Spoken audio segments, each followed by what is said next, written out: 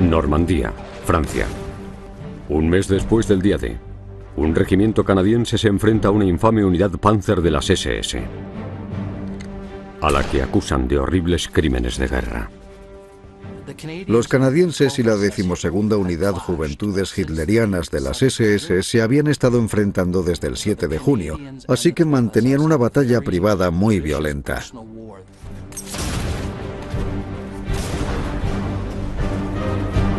Para los alemanes esto hacía que alcanzar un acuerdo fuera imposible.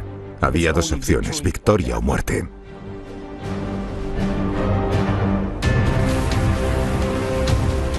...6 de junio, 1944. Las fuerzas aliadas desembarcaron finalmente en Normandía para abrir el frente occidental.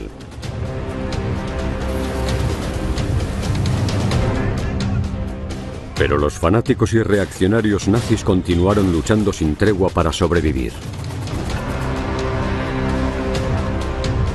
El día D era una batalla. Los aliados todavía tenían que ganar la guerra. Del día D a Berlín, la última batalla de Hitler. Furia Panzer.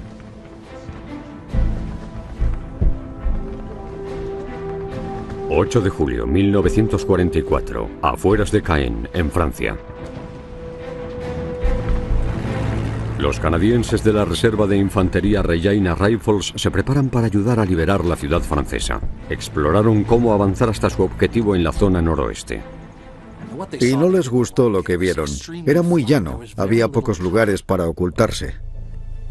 El coronel lugarteniente Foster Mattenson trajo a los comandantes de su compañía, el comandante en funciones Gordon Brown, el comandante Eric Syme y el comandante Stuart Tabb, para encontrar la mejor manera de avanzar. Iban conduciendo los camiones modelo Universal Carrier y se acabaron perdiendo. El conductor se equivocó y se encontraron en mitad de una lucha. Los Regina Rifles fueron atacados rápidamente.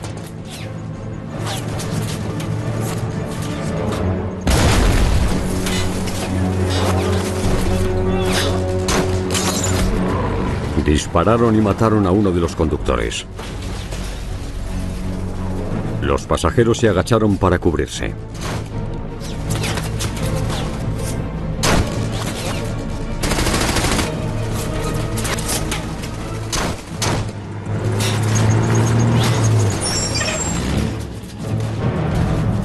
Mientras la batalla continuaba a su alrededor, los vehículos intentaron dar marcha atrás.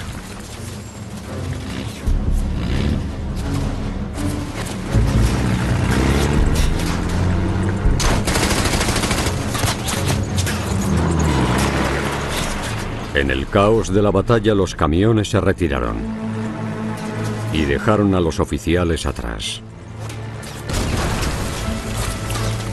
Acabó siendo otro impedimento en la lucha por Caen. A solo 20 kilómetros de la costa, las fuerzas aliadas habían planeado tomar la ciudad del día D. Pero más de un mes después, el objetivo demostró ser mucho más escurridizo de lo que pensaban. Ambos lados entendían que la toma de Caen era crucial para continuar por el resto del país, que si podían tomar Caen, podían entrar en el resto de Francia. 860.000 soldados aliados estaban atascados en el cabo de playa de Normandía. Los aliados necesitaban que sus ejércitos entraran en Francia para luego dirigirse hacia el este, hacia París. Caen era un cruce de carreteras y de ferrocarriles crucial. Los alemanes entendían que si podían defender Caen, podían frenar el avance de los aliados. Eran divisiones blindadas que tenían cientos de tanques. Necesitaban carreteras buenas, así que iban a pasar por Caen para atacar a los aliados que estaban en las playas y que por supuesto eran muy vulnerables. Los Regina Rifles habían llegado a una batalla entre la 12ª División Panzer de las SS y otras fuerzas canadienses. Esta no era la primera vez que los Rifles se habían encontrado con la 12ª de las SS, un mes antes, el día después del día D. Los Rifles habían tomado la ciudad de Bretteville, que no está lejos. Los Rifles soportaron 4 contraataques de la 12ª División Panzer. Derribaron a 152 alemanes. Destruyeron 6 tanques para defender la ciudad y su unidad ganó una condecoración. Ya que no contaban con la ventaja, los camiones escaparon con desesperación. Los oficiales de los Regina Rifles corrían el peligro de quedarse atrás.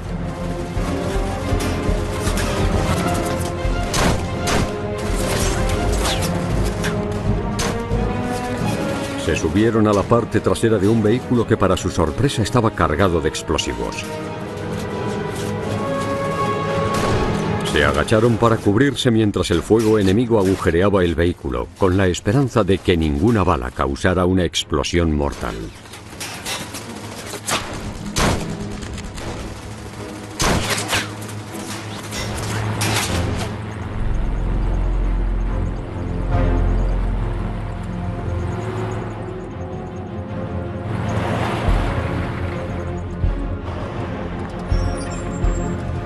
Tras abandonar el lugar de la batalla, los oficiales se colocaron en sus posiciones para el reconocimiento en el pueblo cercano de Oti. Unas horas antes, el general Montgomery había iniciado la operación Charmwood, el segundo intento del ejército británico de tomar Caen.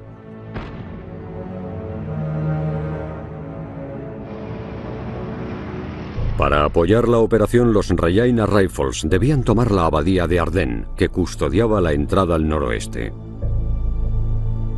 Un alto muro de piedra rodeaba la iglesia del siglo XII y los edificios adjuntos. Era una fortaleza de piedra. Tenía una gran torre y desde lo alto de la torre se podía ver todo el campo. Por eso era una posición muy importante, un punto de resistencia que los alemanes utilizarían tanto para observar a los aliados que llegaban de las playas como para lanzar su contraataque. Las explanadas con cosechas de grano rodeaban la abadía por todos lados, proporcionándole una buena visión a los francotiradores alemanes. Los alemanes ocuparon el único refugio, las colinas de lodo, donde habían tenido sus cañones antiaéreos en la mitad del campo. Matheson planeaba que la compañía B del comandante Syme avanzara 400 metros desde el pueblo de Oti y tomara las colinas, la compañía D de Brown por la izquierda y la compañía C de Tabb por la derecha. Pasarían las colinas y avanzarían los 640 metros restantes hasta la abadía. A las 5 de la tarde la artillería aliada comenzó el ataque a la abadía de Ardennes, preparándose para el asalto. La lluvia de fuego debilitaría las defensas alemanas y mantendría a los alemanes a cubierto mientras los canadienses se acercaban. La artillería duró 30 minutos, tras los cuales los Regina Rifles comenzarían su ataque. La abadía de Ardennes era la base de la 12ª División Panzer con la que se habían encontrado antes. Su comandante es el jefe de regimiento Kurt Meyer. El coronel de 33 años era uno de los comandantes de división más jóvenes de Alemania. Kurt Meyer era un oficial muy valiente, pero al mismo tiempo también era muy despiadado. Estaba convencido de la causa nazi y tenía la determinación de inculcar esta ideología a sus hombres. La división Panzer de Meyer estaba compuesta de antiguos miembros de las juventudes hitlerianas. El infame grupo para jóvenes nazis crió a una generación de niños alemanes para que creyeran en la superioridad aria. Para los líderes de las SS, la 12ª Unidad Panzer Juventudes Hitlerianas era una especie de símbolo de la siguiente generación del nazismo. La división Panzer de Meyer soportó el tiroteo tras los muros de la abadía. El edificio principal en sí estaba demasiado expuesto al fuego de la artillería aliada o a los bombardeos aéreos de los aliados. Así que situó su base en un edificio secundario, en el sótano, para estar protegido.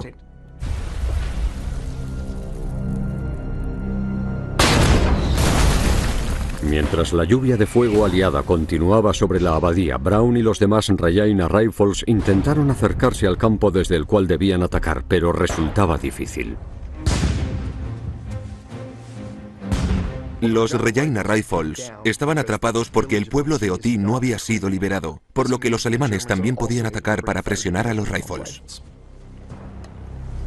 Los alemanes también abrieron fuego para contraatacar.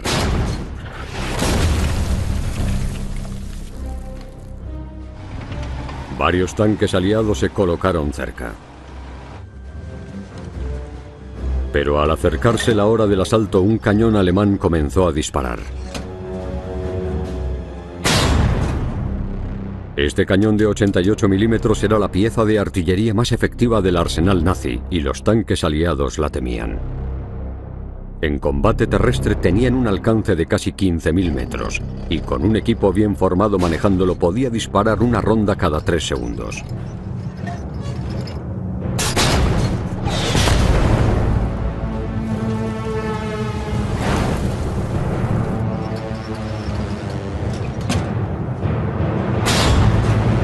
El cañón destruyó enseguida 3 tanques Sherman.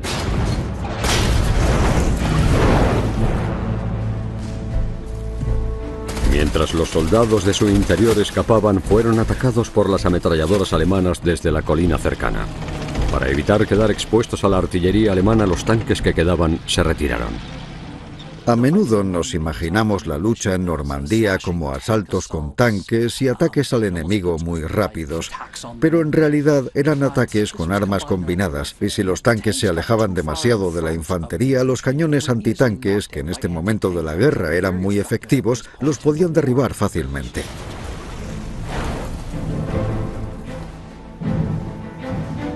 Al retirarse los tanques que les apoyaban, las 3 compañías de los Regina Rifles quedaron atrapadas al descubierto. El ataque alemán continuaba.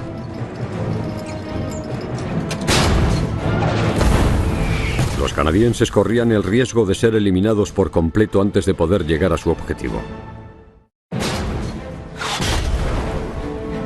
8 de julio, 1944. La artillería alemana atacó la posición de los Regina Rifles mientras se preparaban para atacar la abadía de Ardennes, que bloqueaba su entrada a la ciudad francesa de Caen.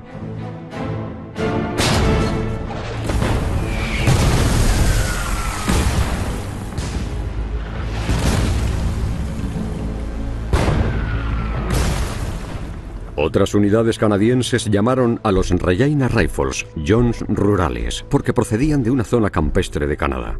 Obviamente lo de los Jones rurales lo decían para burlarse, pero lo de Jones les hizo gracia. Quitaron la parte de rurales y lo adoptaron con orgullo. Atrapados por el fuego enemigo, el momento de que los Jones atacaran la abadía pasó y perdieron la oportunidad. Debido al caos y a la confusión, las unidades llegaron tarde al frente. Y de hecho, la mayor parte de las 3 compañías de los Regina llegaron cuando ya había comenzado el ataque. Como ya no había comunicación, era una situación muy difícil.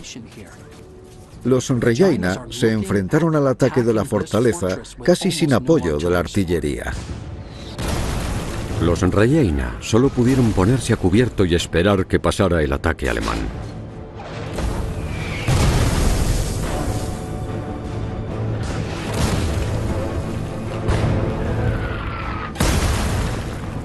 Cuando terminó, el comandante Gordon Brown y los otros oficiales se apresuraron para organizar a sus hombres.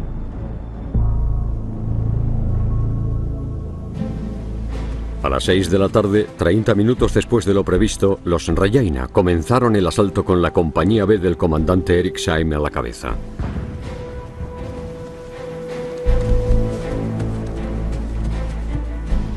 Los alemanes habían aprovechado el tiempo.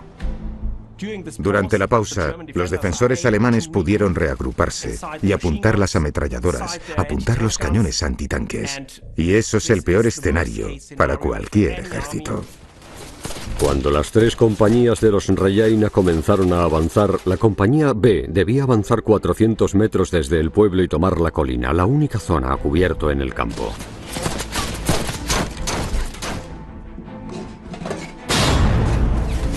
Las fuerzas alemanas abrieron fuego sobre ellos desde todas las direcciones.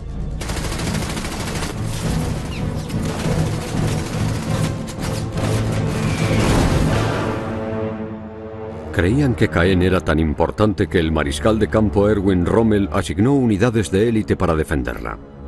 Rommel supervisó la defensa de Normandía y había invertido mucho en la muralla del Atlántico.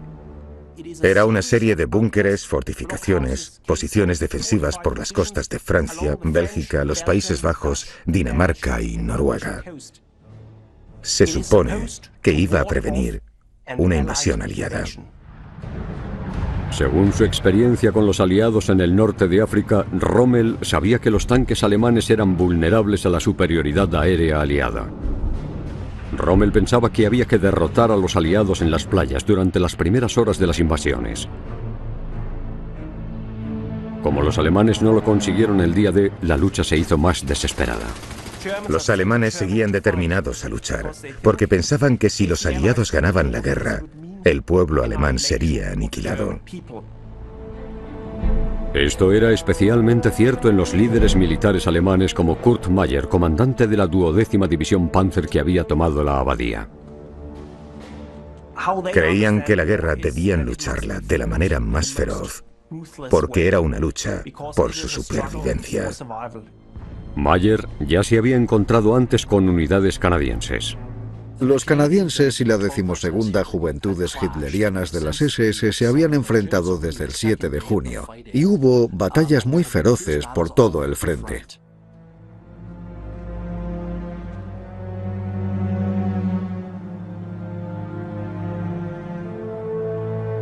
El 7 y el 8 de junio, la unidad de Meyer ejecutó a 18 prisioneros de guerra canadienses en la abadía de Ardennes, una violación flagrante del Convenio de Ginebra.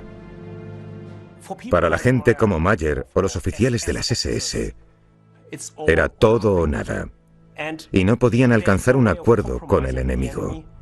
Era o victoria o muerte.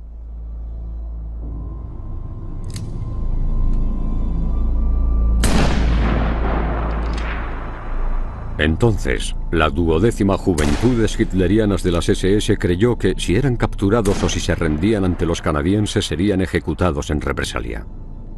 Así que los canadienses y la 12ª de las SS mantuvieron una batalla privada muy violenta.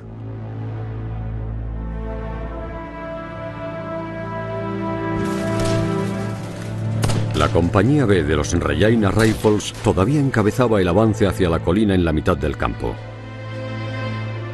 Al enfrentarse a la lluvia de fuego, la compañía B tenía que correr o arrastrarse a tramos cortos para evitar ser alcanzados.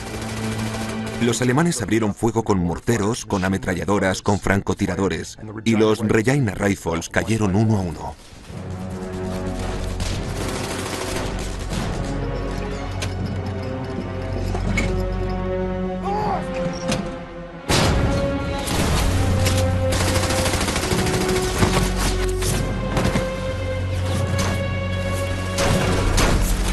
Mientras avanzaban poco a poco, la compañía sufrió grandes pérdidas. No hay una forma fácil de eliminar una ametralladora. Las ametralladoras disparan 500 balas por minuto, con forma de arco. Tienes que sacrificar soldados para neutralizarla.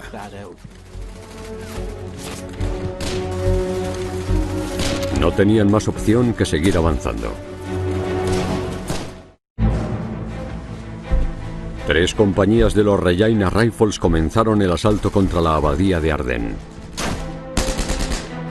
A través de más de 1 kilómetro de campo abierto, sin apoyo de los tanques y solo media hora después de que terminara el ataque de su artillería, la compañía B encabezó el asalto.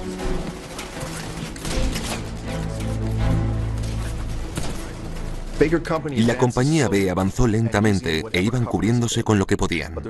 Pero no tenían muchas opciones, por lo que tenían que ir agachados. Tenían que permanecer en el suelo. Tenían que intentar quedarse donde no les vieran los francotiradores alemanes.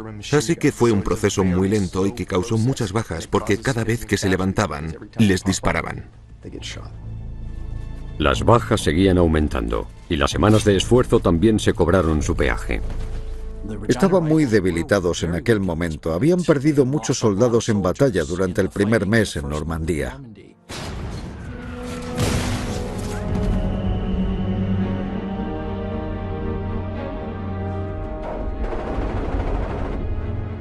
Como tropas en la vanguardia, no dormían mucho y soportaban una tensión inimaginable. No cabe duda de que la falta de sueño y el enfrentamiento continuo con el enemigo, combinados, agotarían a cualquiera. Habían sido 4 semanas de combate constante. A medida que luchaban contra el enemigo alemán, a medida que se acercaban a la abadía, se iban desmoronando. Algunos estaban en estado catatónico y no podían ni moverse. Esto afectó incluso al comandante de la compañía B, el comandante Syme, que padeció lo que llamamos fatiga de combate. ¡Comandante! ¡Comandante! ¡Necesito un médico! Aunque la división canadiense había pasado exámenes psicológicos antes de partir al frente, las afecciones como la fatiga de combate son impredecibles y afectó a muchos soldados.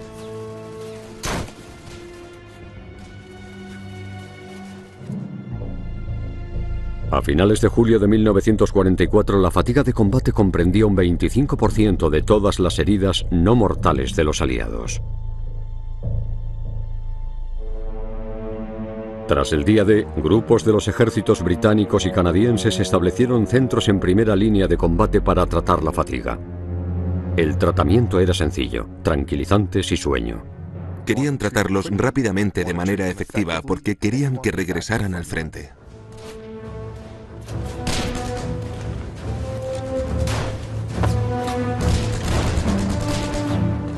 Mientras se llevaban al comandante Syme del campo, el resto de la compañía B continuaba intentando llegar a la colina. Mientras avanzaban esos duros metros, los francotiradores les disparaban, los artilleros con ametralladoras Bren les disparaban con más rapidez.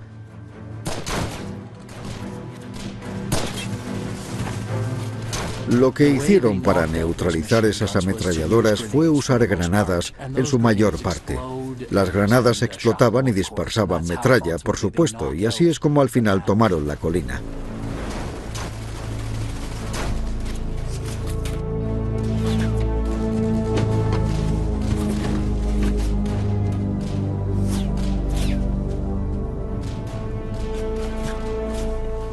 Los alemanes se vieron obligados a retirarse a la abadía.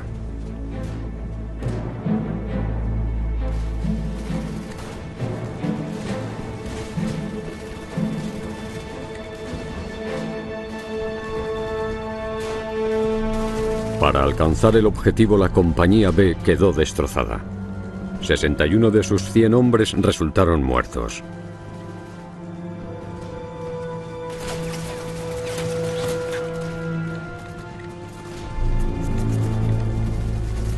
Cuando los canadienses tomaron el control de la colina, finalmente la compañía C y la D continuaron avanzando y pasaron a través de lo que quedaba de la compañía D. Desde esa posición, la compañía B podía disparar para cubrir a las otras dos compañías. Tenían a la compañía D a la izquierda y a la compañía C a la derecha. Y el fuego de cobertura de la compañía B era muy importante, porque permitía que el resto de las tropas avanzaran poco a poco. La idea era: alguien abre fuego y alguien se mueve.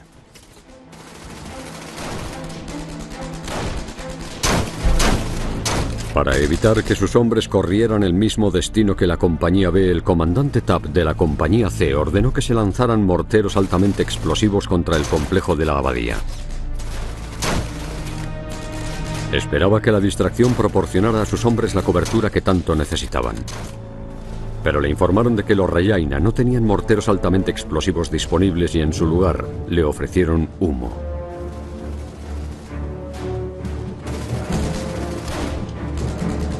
Funcionó un rato, hasta que empezó a hacer viento. Entonces quedaron totalmente expuestos al fuego alemán. Se convirtió en un infierno.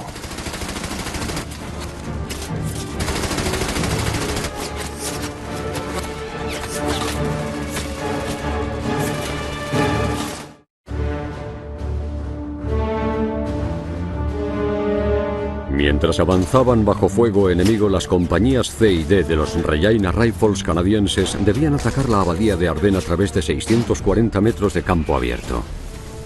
Se acababan de enterar de que se les habían acabado los morteros altamente explosivos para aplacar el contraataque alemán. Esta escasez había resultado ser un problema en todo el frente aliado.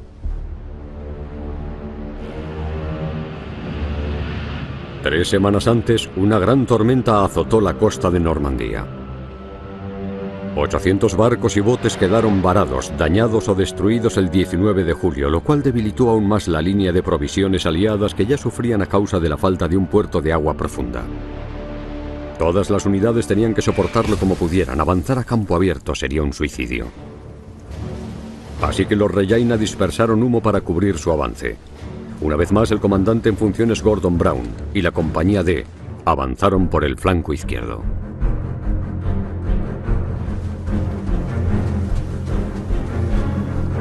Pero cuando los hombres estaban todavía a 460 metros de la abadía, el viento disipó el humo. Las compañías quedaron expuestas y los alemanes tenían objetivos claros.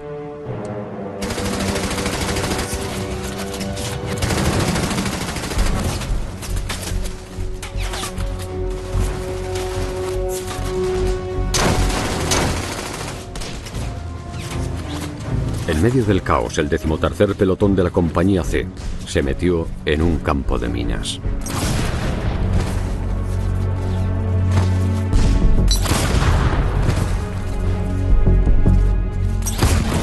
No sabes por dónde pisar. Las colocan por distintos motivos, para provocar bajas y para frenar el avance. El campo de minas creó un campo de tiro. Los que manejaban las ametralladoras atacaron al grupo aislado de soldados que quedó atrapado a mitad de camino, sin saber dónde pisar. Al aumentar las bajas, el comandante Tabb entró en el campo de minas para ayudar a sacar a sus hombres. Tabb sucumbió a los disparos de las ametralladoras alemanas. Su segundo al mando se adelantó para ayudar y fue alcanzado. El tercero al mando de la compañía C resultó herido momentos después. Acabar con los líderes del enemigo es una antigua estrategia militar. Es una técnica que usan los aliados y los alemanes. Los francotiradores apuntaban a los comandantes, a los lugartenientes o a los capitanes para intentar decapitar la unidad.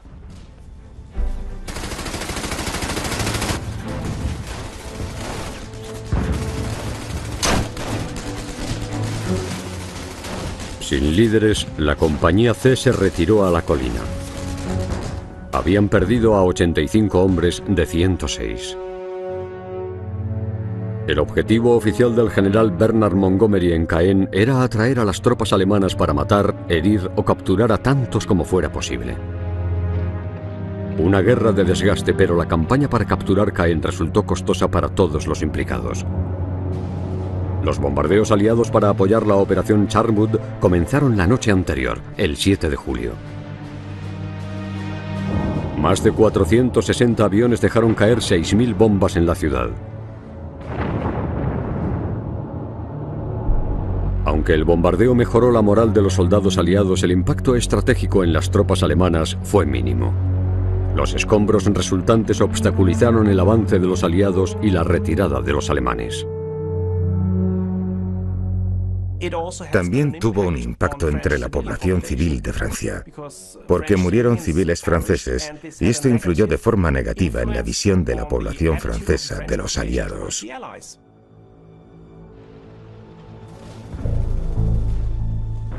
Al noroeste de la ciudad, los 15 miembros sanos de la compañía C se retiraron a Auty para traer camillas para los heridos.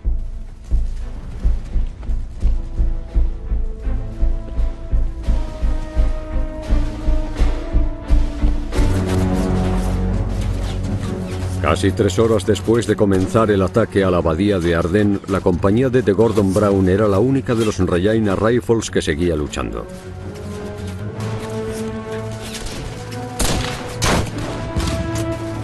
Todavía estaban a cientos de metros de su objetivo y el humo que les cubría también acababa de disiparse en su posición, lo que les dejó peligrosamente expuestos al fuego enemigo.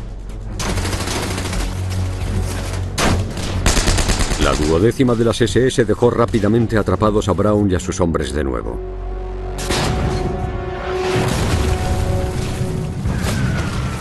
Varios de los Regina resultaron heridos.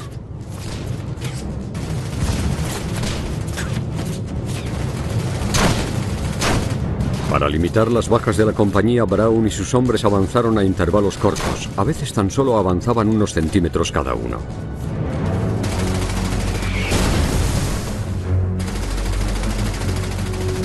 Las tropas alemanas en la abadía tenían el arma ideal para evitar que Brown alcanzara su objetivo. La MG-42 es probablemente la mejor ametralladora de la Segunda Guerra Mundial. A 1200 disparos por minuto su velocidad superaba a la de las ametralladoras aliadas más parecidas. Ligera, fiable y fácil de utilizar, las MG-42 tenían un alcance de casi 1 kilómetro.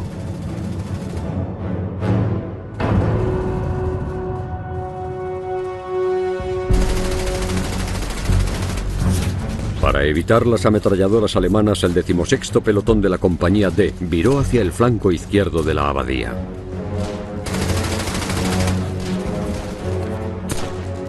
El resto de los Regina Rifles continuaba el asalto al frente. Pero a las 9 en punto, un mensajero informó al comandante en funciones Gordon Brown que el 16º pelotón había desaparecido.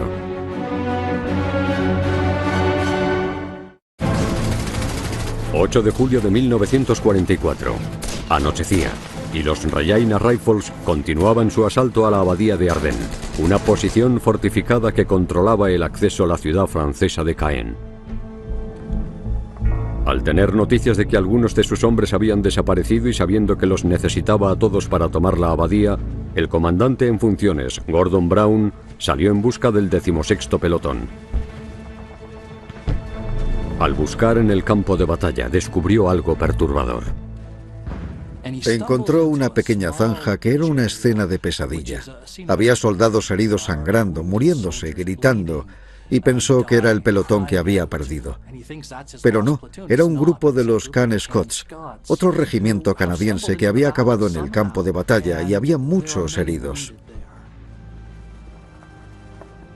Brown intentó ayudar.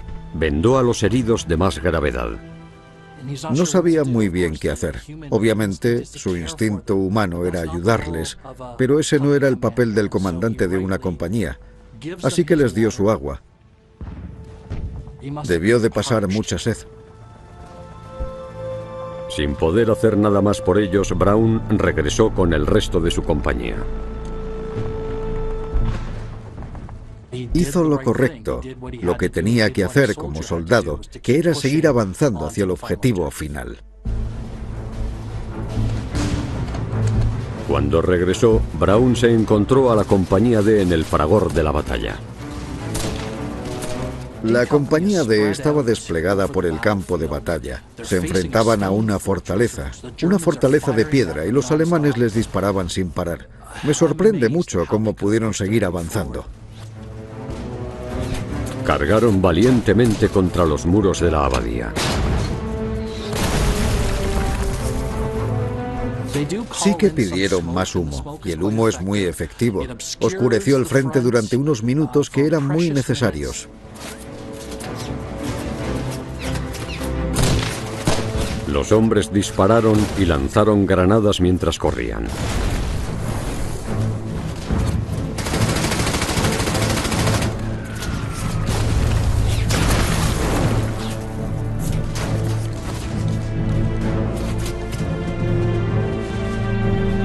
Su valentía obtuvo recompensa.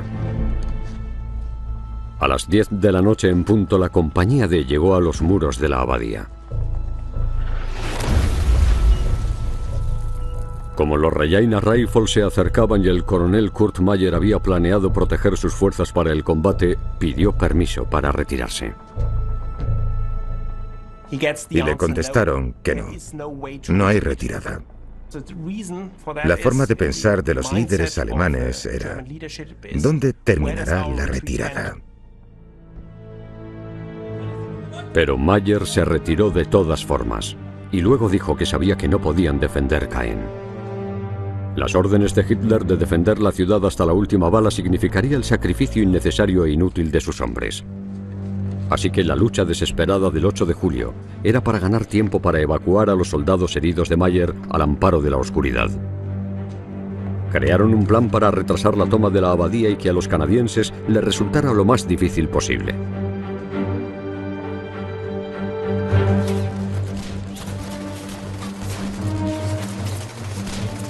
Los Regina Rifles se encontraron con los soldados alemanes que quedaron para cubrir la retirada.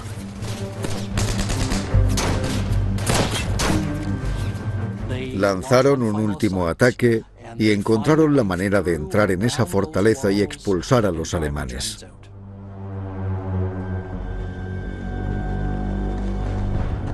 Algunos canadienses empezaron a avanzar hacia el patio de la abadía.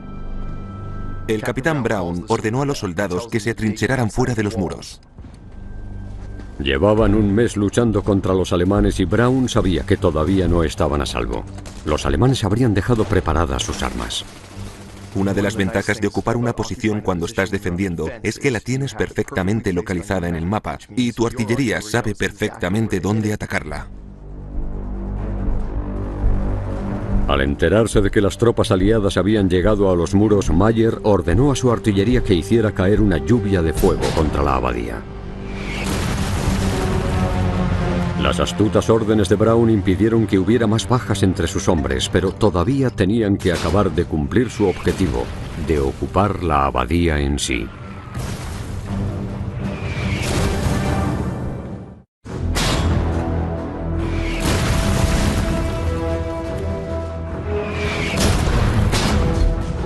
El denso tiroteo alemán impidió que el comandante en funciones Gordon Brown y el resto de la compañía D de los Regina Rifles tomaran la abadía de Ardennes por completo.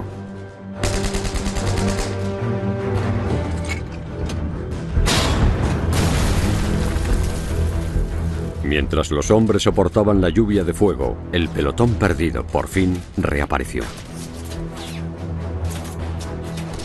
En su ausencia, el 16º pelotón había estado ocupado. El 16º pelotón consiguió algo bastante extraordinario.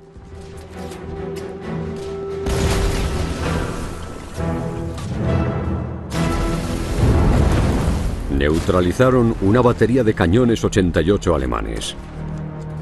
Cualquier tanque Sherman que se acercara detrás de ellos se podía mover a campo abierto.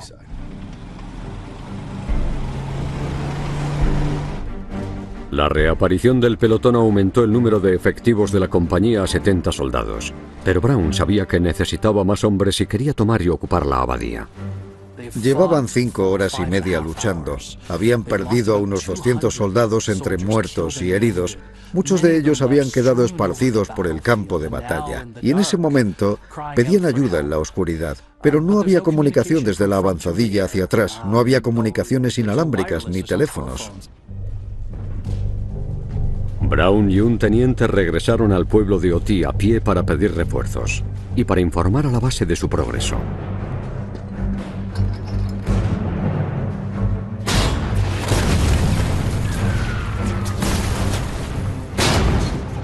Pero en el camino, los dos hombres fueron atacados con fuego de mortero.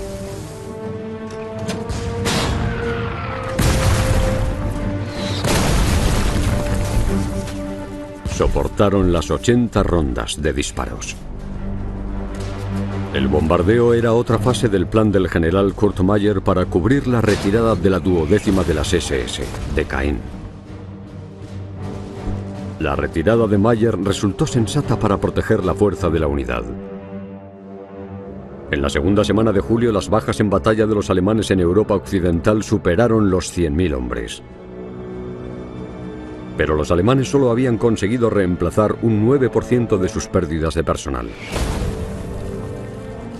Por la noche, Brown regresó a los muros de la abadía con refuerzos.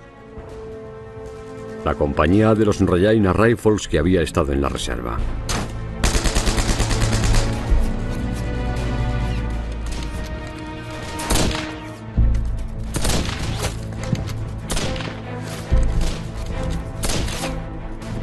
En la madrugada del 9 de julio cesó el fuego alemán.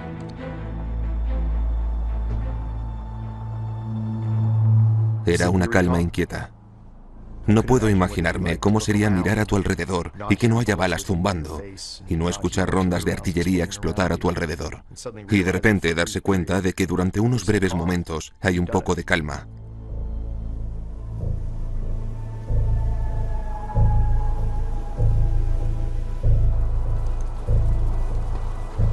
Al amanecer, las compañías A y D de los Regina Rifles entraron con precaución al patio.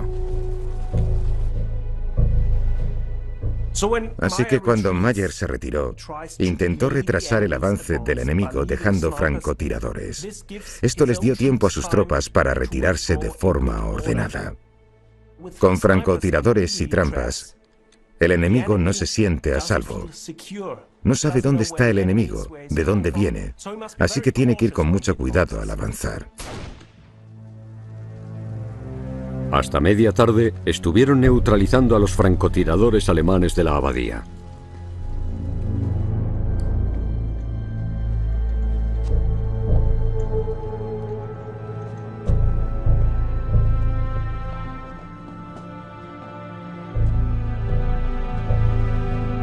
Dentro de la abadía descubrieron la base en el sótano.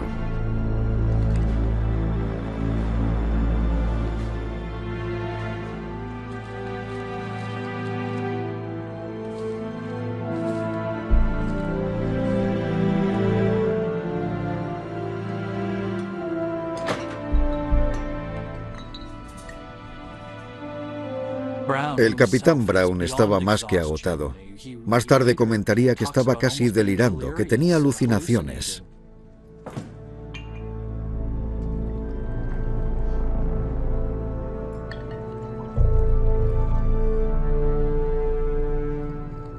Gordon Brown, agotado, se tomó una copa. Se metió en la cama y se quedó dormido.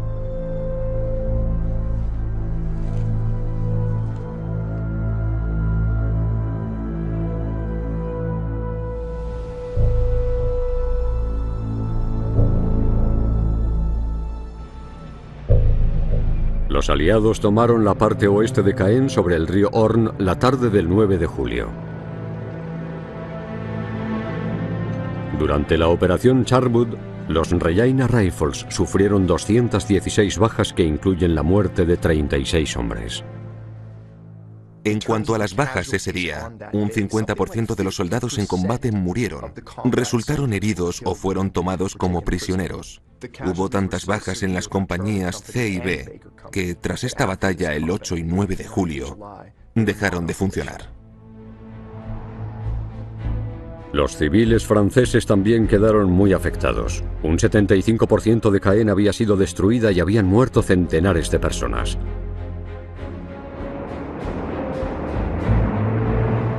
Tras la guerra, el coronel Kurt Mayer fue a juicio por crímenes de guerra, debido a su papel en la ejecución de los prisioneros de guerra canadienses en la abadía de Ardennes. Mayer fue sentenciado a muerte, aunque luego se conmutó la sentencia a cadena perpetua. Cumplió 9 años de la condena antes de que lo liberaran. Los dos comandantes de las compañías canadienses, Stuart Tabb y Eric Syme, se recuperaron y sobrevivieron a la guerra. El comandante Tabb fue condecorado con la Orden del Servicio Distinguido por su liderazgo y aplomo ante el fuego enemigo. Gordon Brown continuó sirviendo durante la guerra y fue condecorado con la Orden del Servicio Distinguido por su valentía personal y devoción al deber. Aunque al final tuvo éxito, la toma de Caen confirmó que las victorias aliadas podían ser lentas, y a veces se avanzaba metro a metro. A los aliados les quedó claro que el camino a Berlín no era sencillo. Sería una campaña difícil y sangrienta. Y la guerra en Europa continuó 10 meses más.